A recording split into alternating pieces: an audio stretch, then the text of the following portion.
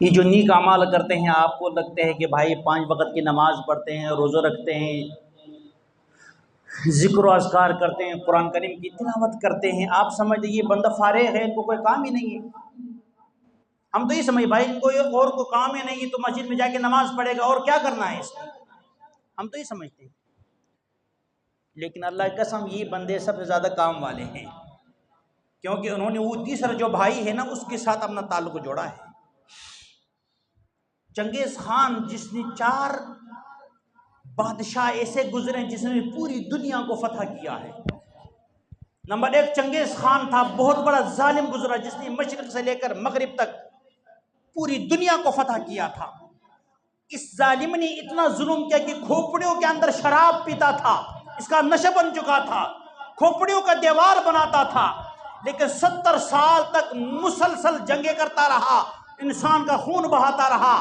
جب 70 سال کے بعد پوری دنیا کو فتح کیا، اب اس کو فکر لاحق ہو گئے کہ بھائی دنیا تو 70 سال میں نے جنگ میں گزار دی، دنیا بھی حاصل کر دی، اب جو بادشاہت بھی مل گئی، اب پتہ نہیں کبھی زندگی ختم بھی ہو سکتی ہے۔ تمام اتباع کو بلایا، حکیموں کو بلایا، فقی والوں کو بلایا کہ بھائی بتاؤ کوئی ایسے فقی جس سے میرا عمر بڑھ جائے۔ انہوں نے کہا بھائی عمر بڑھنے کا ہمارا پاس تو کوئی نسخہ نہیں ہے، ہم تو ایک پل بھی زیادہ نہیں کر سکتے ہیں۔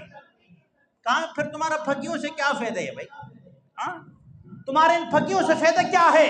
کہا بادشاہ سلامت، ان پھکیوں کا یہی فائدہ ہے، اگر آپ بیمار پڑ جائے تو یہ بطور سبب ہمیں دیتے ہیں۔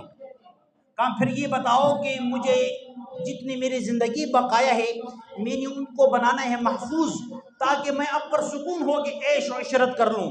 ابھی تو جنگ کے اندر جو چنگیز خان نے جنگ کے اندر گزارے ہیں، لیکن لکھا ہے کتابوں کے اندر، تاریخ کی نے اس بات کو محفوظ کیا ہے، چنگیز خان 74 سال کی عمر میں اس دنیا سے چلا گیا۔ 3.25 سال حکومت کرنا نصیب ہو گئی بھائی، 70 سال تک لڑتا گیا، یہاں تک کہ پوری دنیا کو فتح کر دی، لیکن جو زندگی تھی وہ 3.25 سال تک تھی، لیکن اس کے بعد ہمیشہ کے لیے ناکامی۔ اللہ معاف کرے، اس کے بعد جو زندگی ہے وہ دوسرا تھا محمود غزنوی رحمہ اللہ، جو